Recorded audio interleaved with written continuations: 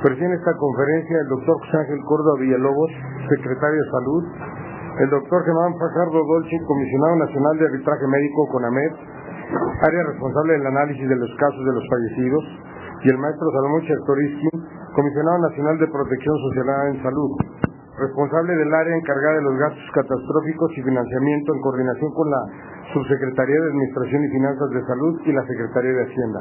En el uso de la palabra, el doctor José Ángel Córdoba Villalobos. Muy buenos días a todas y a todos, nuevamente con el gusto de saludarlos y de ver cómo esto va poco a poco regresando a la cotidianeidad, esperando que muy pronto estemos ya en la normalidad total. Si me pasa la primera, por favor, vamos a, como lo hemos venido haciendo, a darles un informe sobre la situación actual de la epidemia, con el reporte de los últimos casos confirmados. El día de ayer, que prácticamente se procesaron casi 1,000 muestras más.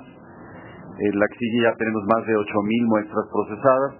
Y como ustedes pueden ver, la curva se mantiene prácticamente en su misma dimensión y en su misma tendencia que hemos señalado desde el principio, desde hace algunos días, con el pico máximo el día 26 y progresivamente con una reducción de los casos, teniendo el último caso reportado como confirmado el día 8 de mayo.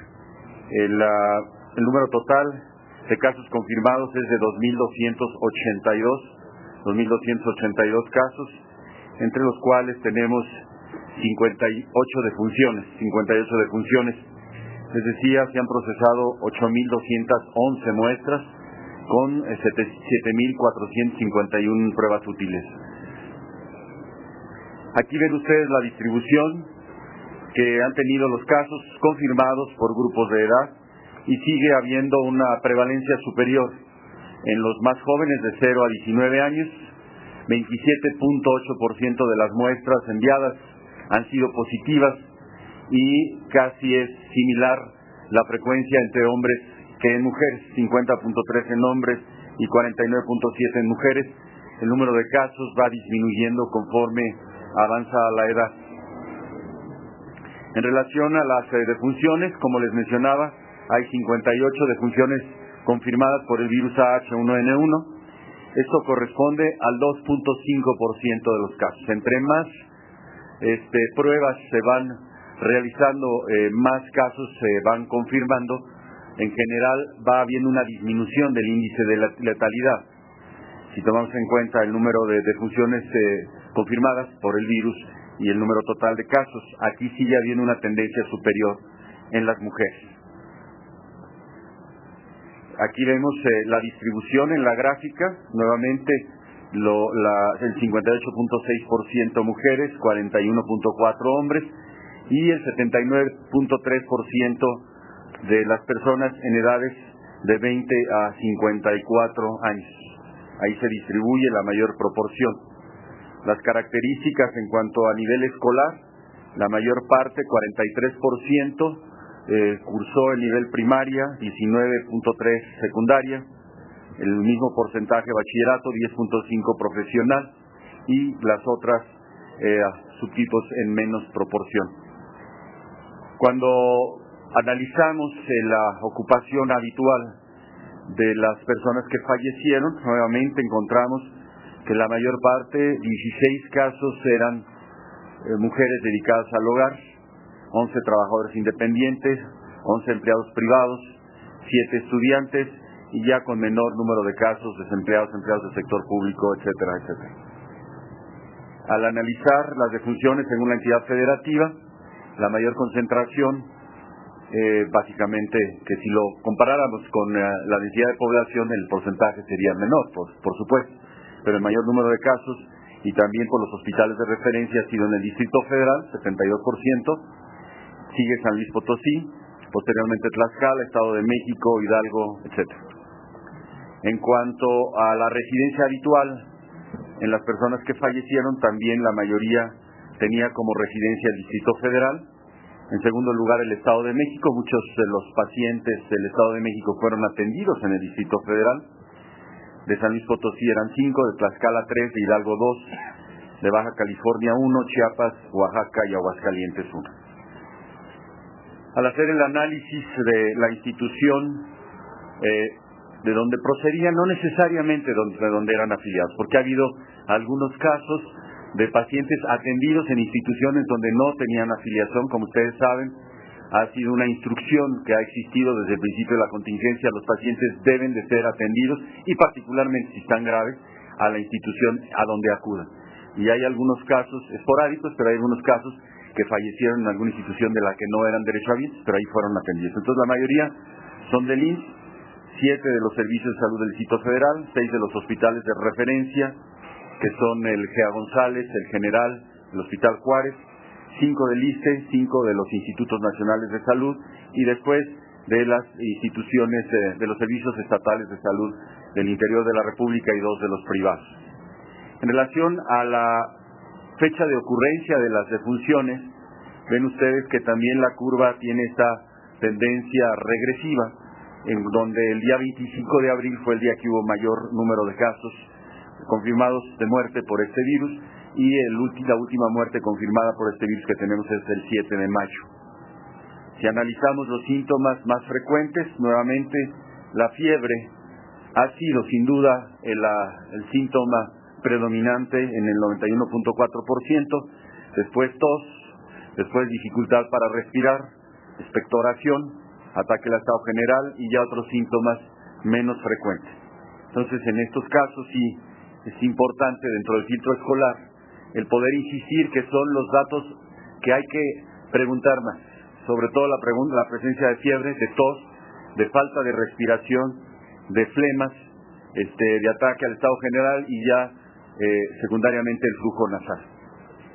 Como antecedentes patológicos o enfermedades asociadas en las personas que fallecieron, en el 27.6% tenían problemas metabólicos, o eran obesos o tenían también asociada diabetes, y en más de la mitad de estos obesos eran obesos mórbidos, como lo he señalado, con un sobrepeso del 100%.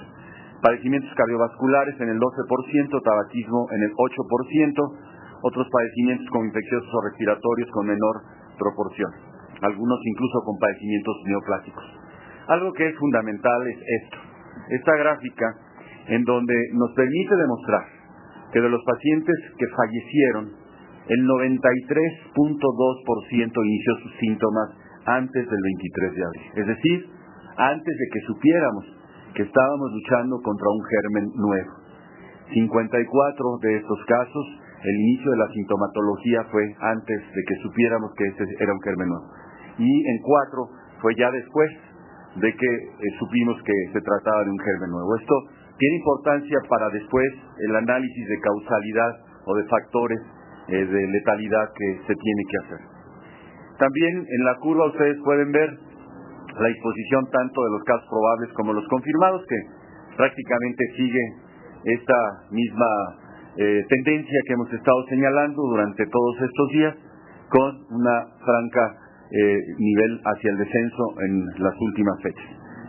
En lo que respecta a las actividades de las caravanas de la salud, ya hemos mencionado las actividades predominantes. Hasta ahora han atendido a 184.314 personas, de ellas 164.822 han sido pláticas de prevención y de promoción de la salud y 19.492 consultas. Se han practicado en las caravanas 635 pruebas rápidas. Insisto en las caravanas porque el Seguro Social ha practicado más de 18.000 pruebas rápidas en todo el país. De estas, las negativas han sido 577 y las positivas 58.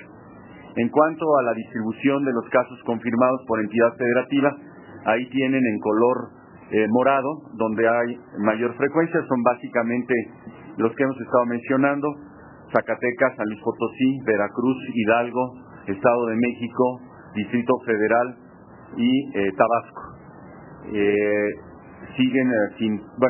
En Campeche hubo 3 casos confirmados el día de ayer y tenemos sin confirmación hasta ahora, que tampoco quiere decir que no va a existir, porque se siguen haciendo todos los estudios, Coahuila y Baja California Sur.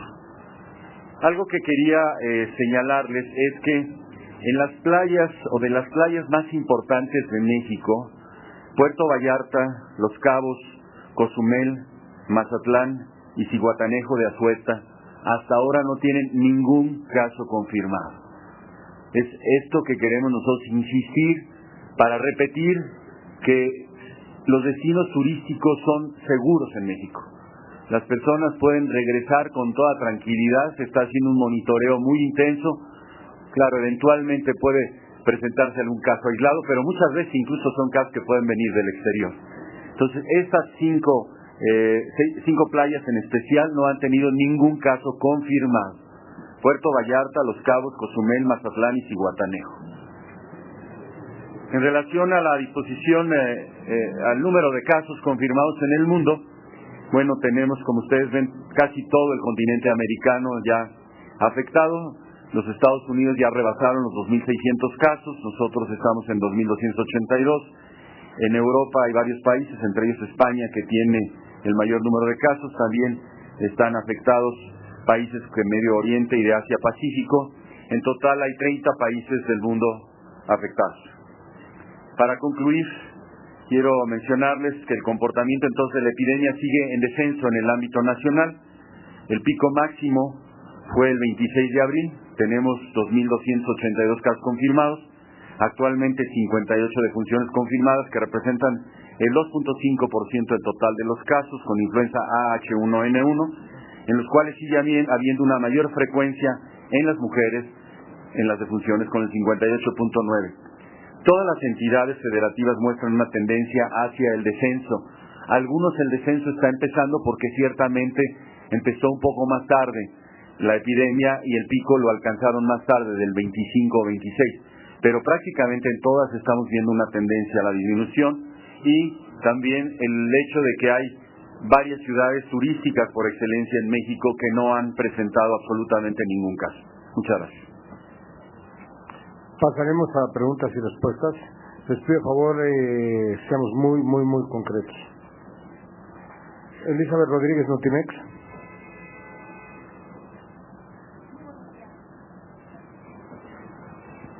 Bueno, buenos días, señor secretario. Sí quisiera insistir, disculpe por la insistencia, en la irresponsabilidad que están cayendo algunos políticos, sobre todo en campaña, incluso de desprestigiar todas estas acciones, como lo hizo algunos integrantes del Partido del Trabajo, en donde dicen que están incluso coartando la libertad y están promoviendo a que no se respeten todas estas medidas que se han planteado. Mi pregunta específica es, ¿se hará alguna recomendación al ICE otra vez por parte del Consejo de Salubridad? Muchas gracias. Elizabeth, las recomendaciones son generales para todo el pueblo mexicano. A nadie le hemos quitado una corbata ni les hemos evitado que se saluden de beso o de otra forma. Esas son libertades personales que se respetan. Estamos simplemente dando recomendaciones para el beneficio de la salud de todos los mexicanos. En ese sentido, bueno, ya queda en el criterio y en la responsabilidad de cada persona. Por eso hemos hablado de una nueva cultura por la salud. La salud no puede ser nada más responsabilidad de los gobiernos o de las empresas privadas, tiene que ser responsabilidad de cada quien. Y por otro lado, las medidas que se recomendaron también para campañas electorales y los demás actos públicos tienen vigencia hasta el día 15. Queremos que, dada la evolución que se está teniendo, igual que los aforos que puedan tener espacios cerrados podrán irse aumentando, pero no quisiera dejar de insistir que las maniobras y las acciones de prevención y promoción, que son las que a algunas gentes no les interesan o no les preocupan, sí son importantes porque tienen evidencia científica. Gracias. Nurit Martínez, El Universal. Gracias, buenos días, secretario. Preguntarle acerca de la recomendación que ayer hizo pública la Comisión Nacional de Derechos Humanos respecto a lo que menciona son obstáculos crónicos que sufre el sistema de salud. Su opinión respecto a la falta de infraestructura, la falta de capacitación de los médicos, la falta de medicinas para atender a la población, en fin, todo lo que señaló la Comisión de Derechos Humanos, su opinión respecto a esto, por favor. Y por otra parte, ayer se retomaron las clases en la educación básica. Preguntarle, el reporte de la Secretaría de Educación habla de casi 1 millón de niños y maestros que acudieron a las aulas enfermos. ¿Cuál es el llamado justamente a los padres y qué reporte tiene usted de este millón si fueran atendidos en el sector salud, por favor? Gracias, Judith.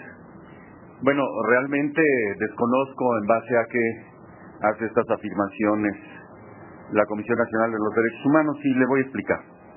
En infraestructura, en ninguna parte del país, desde el punto de vista hospitalario, nos hemos visto rebasados. Es cierto que por la demanda que ha crecido de manera considerable de consulta, sí ha habido en algunos sitios, ha habido algún retardo en la atención. Pero ayer mismo escuchaban del doctor Sotelo que el promedio, por ejemplo, de espera para una consulta en el INER estaba siendo de 8 minutos, lo cual a veces ni en la consulta privada se logra. En los hospitales la ocupación va del 60 al 80%, 85 máximo es lo que ha llegado a tener uno de los hospitales del ISSSTE. Entonces hay suficiente infraestructura y eso se ha demostrado. Y claro, se ha demostrado que hay suficiente y ha habido capacidad por las acciones de contención que permitieron evitar que hubiera 30,000 hospitalizados en lugar de los 6,000 que hemos tenido. Por supuesto, eso lo reconocemos. Pero entonces en ningún momento ha habido insuficiencia. Tampoco ha habido insuficiencia, y mucho menos, eso sí me parece delicado, que se mencione como incapacidad de los médicos. Si alguien o alguienes han demostrado capacidad y profesionalismo, ha sido el personal de salud. México cuenta con médicos con una capacidad similar o superior a los de cualquier parte del mundo, y eso lo digo con mucho orgullo. Los médicos mexicanos, a diferencia de muchos otros países similares al nuestro, están en su mayoría certificados por los consejos de especialidad y los consejos de medicina general. Hay mecanismos de verificación de calidad en México que no se dan en muchos países de Latinoamérica. Los médicos tenemos que estar demostrando que nos estamos actualizando, presentar exámenes con cierta periodicidad. Entonces, afirmar de la falta de capacitación pues se me hace un poquito aventurado, porque los mecanismos de calidad en México, en verdad, que han sido una de las grandes fortalezas que se han implementado, no en esta administración, ya desde las administraciones anteriores. Por otro lado, desde el primer momento lo hemos referido y lo hemos estado repitiendo. En ningún día ha habido falta de medicamentos antivirales. Tenemos suficientes medicamentos antivirales para poder atender a la población. Esperemos que esto ya vaya de salida y tomaremos las medidas para estar preparados si hay un repunte o si viniera otro tipo de virus. Esto es algo a lo que estamos expuestos todos los países. Entonces, insisto, en base a esas evidencias que son constatables, verificables, no sé de dónde habría esa afirmación, y si así fue como se hizo, a lo mejor fue matizada de otra manera. Ahora, en relación al regreso a clases, el ausentismo escolar reportado fue del orden del 5% de los estudiantes y del 2% para los docentes. El filtro escolar regresó al 0.40% de los docentes y a 0.47% de los estudiantes. El filtro se instaló con éxito en el 95% de las escuelas y no hubo mayores quejas. El filtro consume aproximadamente 12 minutos adicionales para la entrada de los escolares, lo cual parece muy razonable. Qué bueno que se inviertan esos 12 minutos y se eviten muchas otras complicaciones.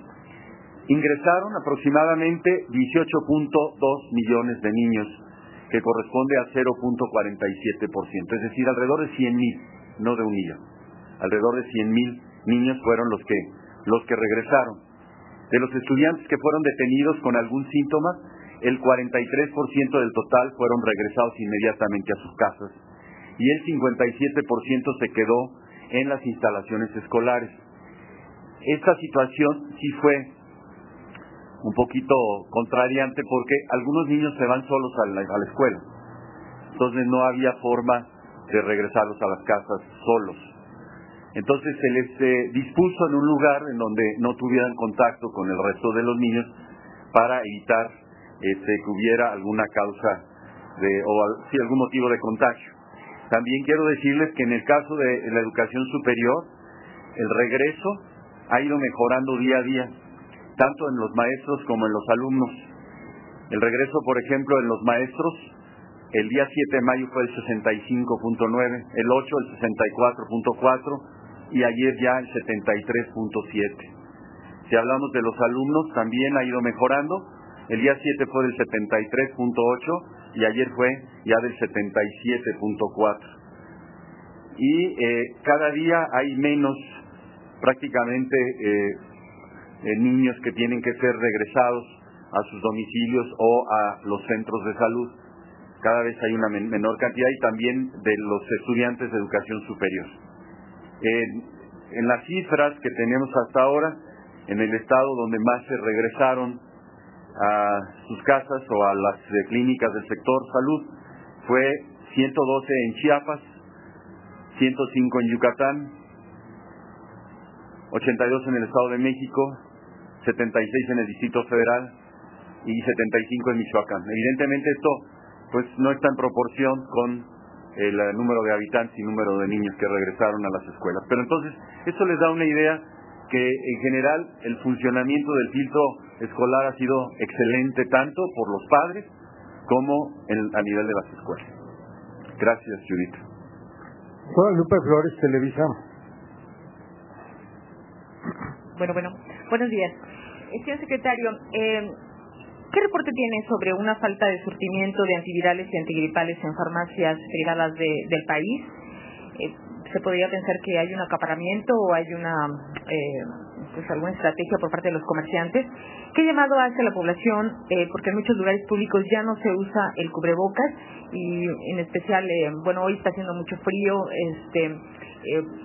las mamás siguen mandando a algunos niños, como usted nos lo comenta, a la escuela enfermos. ¿Qué llamado hace a la población y a las mamás y a las amas de casa? ¿Y qué tan lejos está la vacuna, doctor, para esta influenza A tipo H1N1? Gracias.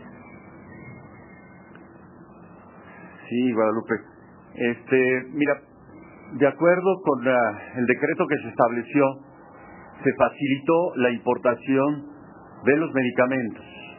Entonces hay medicamentos que han ingresado al país, alrededor de 500,000 de dosis también de los Celtamivir, para que puedan ser comercializados en las farmacias, porque evidentemente no queremos que en ningún caso haya falta de este medicamento.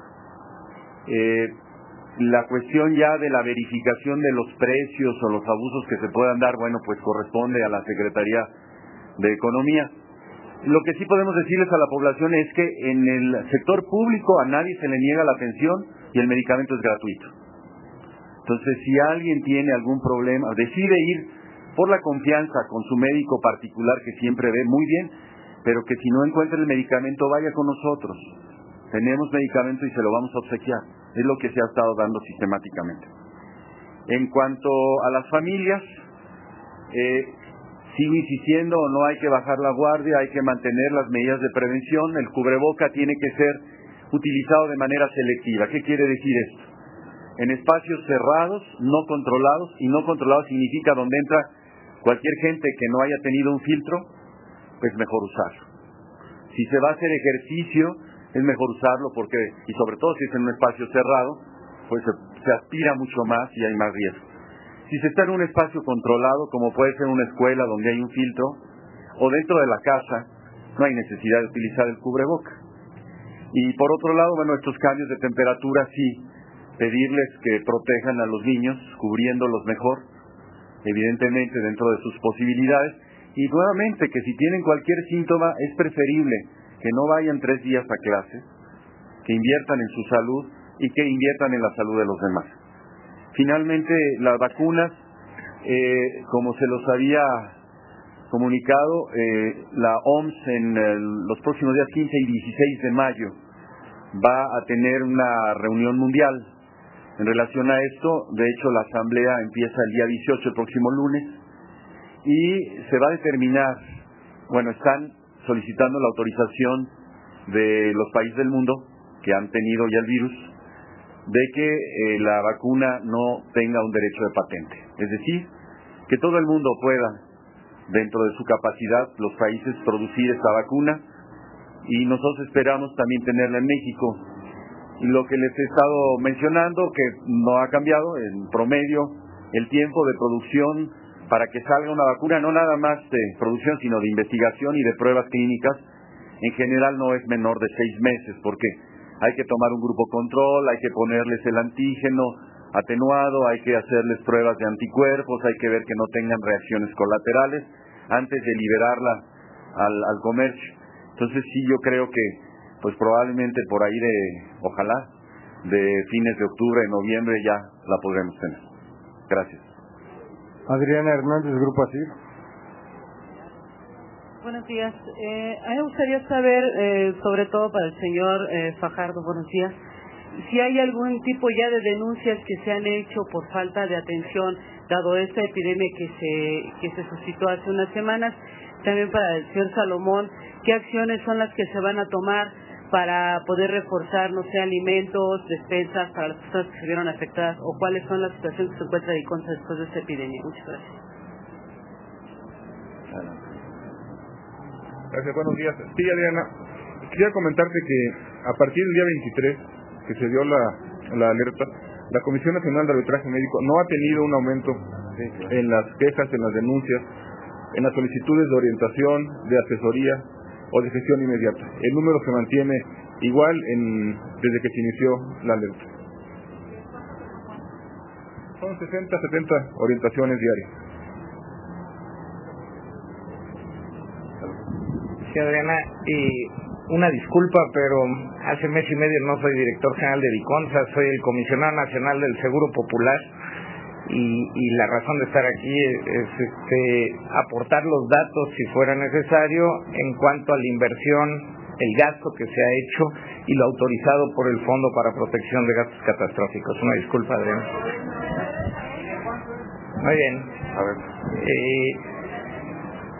El comité del fideicomiso autorizó 1.670 millones de pesos para gastos diversos.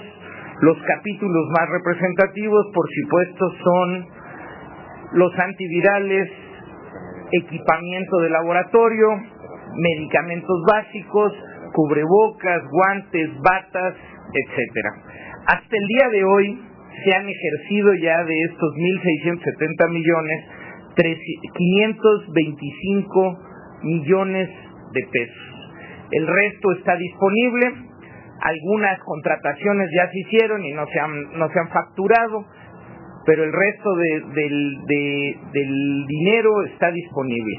Ahora, yo creo que es importante nada más destacar, existía una reserva estratégica previamente constituida, se recibieron además donativos y por supuesto con lo autorizado por el Fondo de Protección para Gastos Catastróficos, esta reserva se ha ido incrementando y se ha mantenido en los rubros necesarios para que, como lo ha mencionado el secretario Córdoba, no falte absolutamente nada de lo requerido.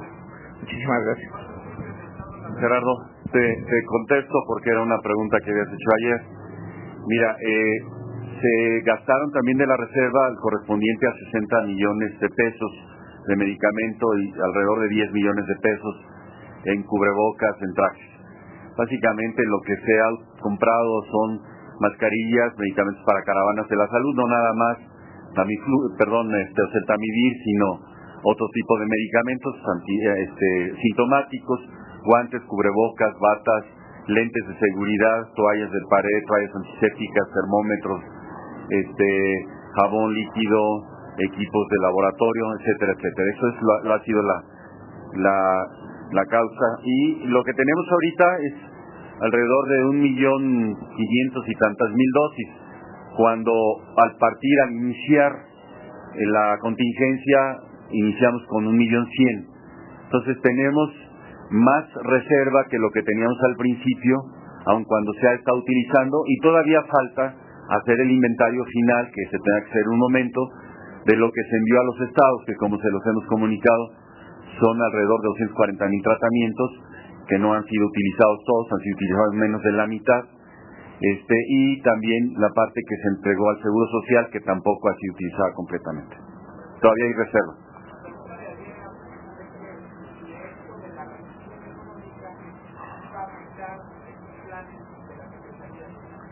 Para la contingencia, en principio no. Y yo también ayer les mencionaba que la postura del presidente ha sido indeclinable de apoyar al máximo las necesidades que se tengan en salud.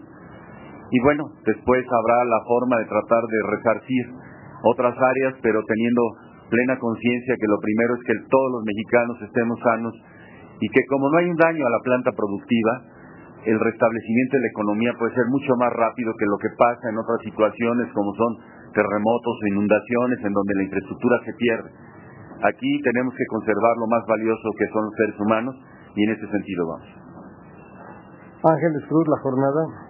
Gracias, maestro. Yo quisiera que nos precisara si de este dinero que ya se ejerció tienen además previsto en este fondo invertir algún otro recurso en algo extra, no sé, para las necesidades futuras o en previsión de necesidades futuras. Por una parte, doctor Córdoba, si me pudiera ayudar, estos nuevos casos de Campeche que hoy se incorpora a la lista de estados con enfermos de influenza, ¿son recientes o de qué fecha son? Si me pudiera ayudar con esto. ¿Y qué pasó con las muertes de Jalisco? Si ya lograron confirmar si se deben a la influenza. Por otra parte, nada más si me permite, ¿a qué atribuye que se sigue insistiendo en que México no reportó a tiempo los casos a la OMS, los casos de influenza que se estaban registrando? Ayer hubo un señalamiento muy claro de parte de Cuba en ese sentido. ¿Y cómo cambia, cómo cambia el panorama de la enfermedad, los casos que se encontraron antes de los famosos de Perote y Oaxaca? Si me pudiera ayudar. Gracias. Muchas gracias. Sí, el flujo de compras y de distribución es continuo. Todos los días se adquiere producto y se distribuye a los institutos y a los estados. Y se adquirirá todo lo necesario para mantener la reserva estratégica en nivel óptimo. Los 1.670 millones de pesos, no necesariamente. Se va a gastar, como decía, es un asunto dinámico, es un flujo. Lo que se vaya requiriendo se va a ir gastando. Y si se necesita más de los 1.670 millones, sesiona de manera extraordinaria el comité del Fondo de Protección para Gasto Catastrófica y se autorizan más recursos. Gracias. Sí, Ángeles, los casos de Campeche fueron confirmados ayer. No tengo la fecha del inicio de síntomas, pero la podemos averiguar con mucho gusto. Como también puedo decirles que los 3 casos de fallecimientos de Jalisco hemos solicitado la historia clínica y el certificado de defunción, y el día de ayer tuvimos ya toda la información y estamos solicitando al INDRE que se les dé prioridad al estudio de ellos. Me acaban de pasar de los 3 casos de Campeche, la fecha de inicio de los síntomas. En uno fue el 3 de mayo, en otro el 5 de mayo y el otro el 6 de mayo. ¿Sí? La fecha de la toma de muestras en los 3 casos fue el 6 de mayo. Y además se procesaron otras, alrededor de 20 pruebas más de allá que salieron todas negativas. ¿Sí? Esto es lo que respecta a Campeche. Y también se los informamos el día de ayer de estos casos, porque lo importante es reconocer que existen y sobre todo darle seguimiento. Ir a asegurarse que tienen tratamiento y dar tratamiento a sus contactos directos. Los contactos directos necesitan tratamiento y los contactos ya indirectos o ocasionales necesitan vigilancia. Bueno, son 3 casos que habrá que dar todo el seguimiento también para ver qué pasó, si estuvieron en otra población, en fin, todo el estudio epidemiológico. Después, creo que hemos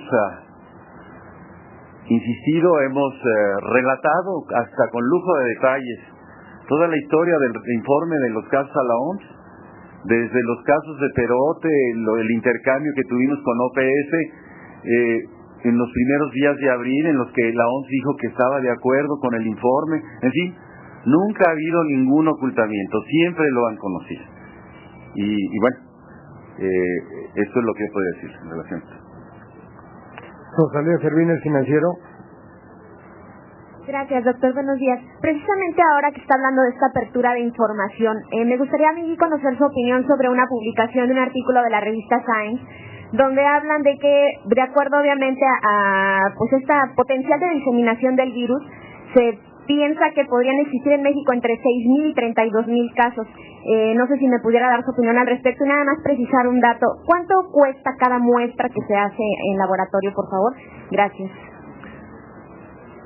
Sí, Rosalía, bueno, lo que yo le puedo decir con absoluta certeza es que ha habido una gran laxitud en la toma de muestras.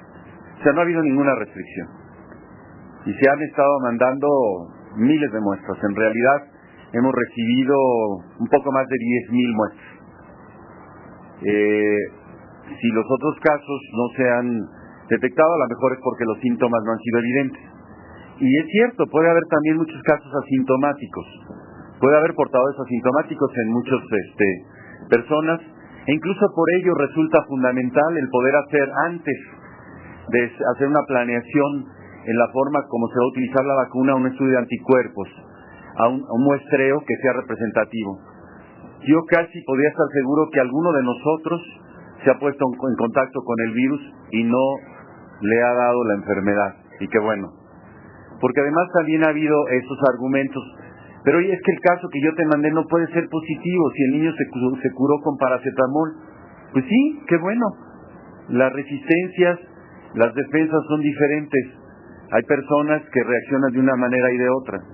Entonces, sí puede haber, quizás, estos son solo supuestos, hipótesis, el doble de casos que pudieran estar totalmente asintomáticos. Por ello, es que insistimos que las medidas de prevención y promoción de la salud no deben de relajarse, porque en un momento dado pues no sabemos si la persona que está al lado a lo mejor trae el virus y mañana pasado empieza con fiebre, etcétera, etcétera. Entonces, vamos, estas son más que nada suposiciones, ¿no? Pero en el número de casos, Rosalía, son los que tenemos confirmados con una gran laxitud en las pruebas que han sido analizadas.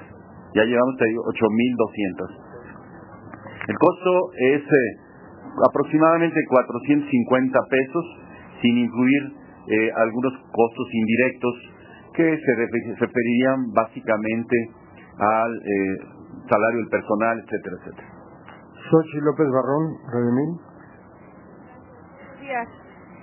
Doctor, yo nada más quisiera que me precisara, ¿continúan siendo los casos en las zonas urbanas o ya empezó en las zonas rurales?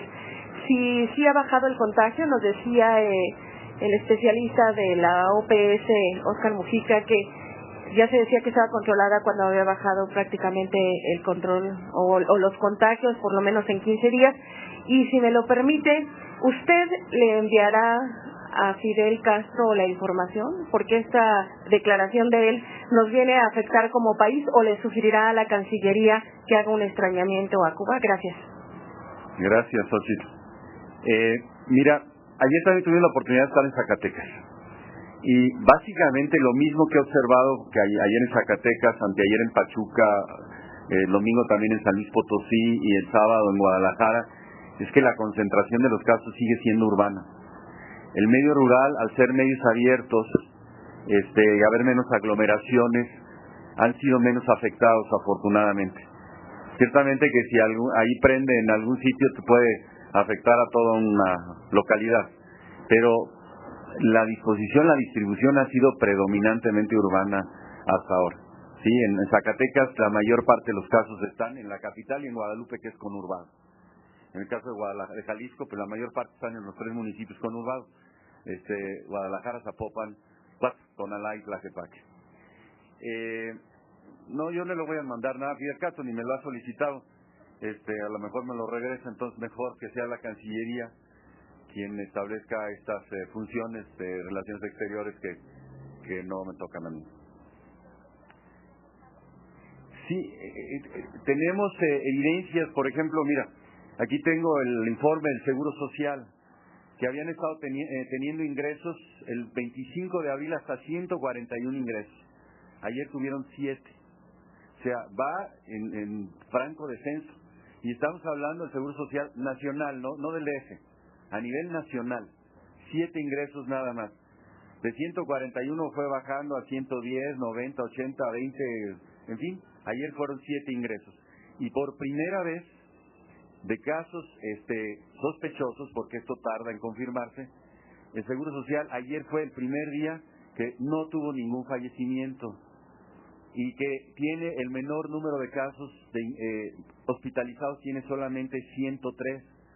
O sea, esto es una muestra en la institución que atiende más enfermos del país. Entonces, muy representativo. Y esto, insisto, nos sigue haciendo albergar esperanzas de que el RO ya esté en la mayoría del país por abajo de 1. Quizás hay algunos sitios donde todavía persiste por arriba de 1. Y entonces, el pensar de que vamos a seguir en esta tendencia descendente, pero también no hay que bajar la guardia. Blanca Valadez, Milenio. Buenos días. Doctor, ¿nos puede decir qué estados son los que ustedes consideran todavía no tienen todavía mantienen arriba del 1 el índice de transmisibilidad? También si nos puede comentar de los casos del 10 y 11, las muertes que se registraron, específicamente quiénes eran, si tuvieron contacto, si eran de provincia, de dónde venían específicamente. Y nada más si nos puede comentar, en Estados Unidos nos dobló el número de, bueno, no nos dobló, ya nos rebasó el número de casos. Si nos puede comentar, ¿qué lectura le puede dar a esta situación? ¿Aquellos no tomaron las precauciones debidas o que sigan considerando que el virus no es letal y no hace nada? Gracias. Sí, Blanquita, no me atrevería todavía a hacer una afirmación, no sería correcto de decir este estado o este otro estado, porque estamos apenas terminando ya la confirmación de casi todos sus casos, lo cual nos va a dar las curvas en relación a sospechosos con confirmados y poder ver la tendencia que tiene, y en unos días más poder decir aquí sí parece persistir todavía el problema o aquí no.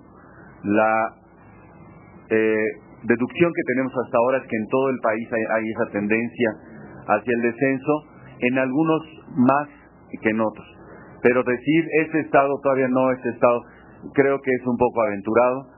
Sí ha habido algunos casos sospechosos en aquellos estados, o mayor número de casos sospechosos en aquellos estados que han decidido prolongar el retorno a clases, o porque están rodeados de estados que han tomado esta decisión. Entonces, ha habido otros factores que han incidido en esto, pero sí, las visitas que he hecho, lo que me han comentado los gobernadores y la señora gobernadora, es que reinician actividades prácticamente ya de todos tipos a partir del lunes, focalizado y progresivo.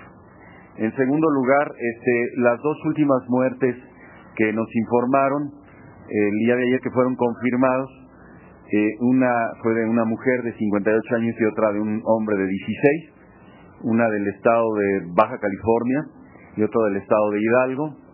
La del estado de Hidalgo falleció aquí en el Distrito Federal, o el del estado de Hidalgo, ambos en el Seguro Social, pero uno fue el 7 de mayo y otro fue el 25 de abril. Lo que pasa es que no tenían todavía las pruebas confirmatorias.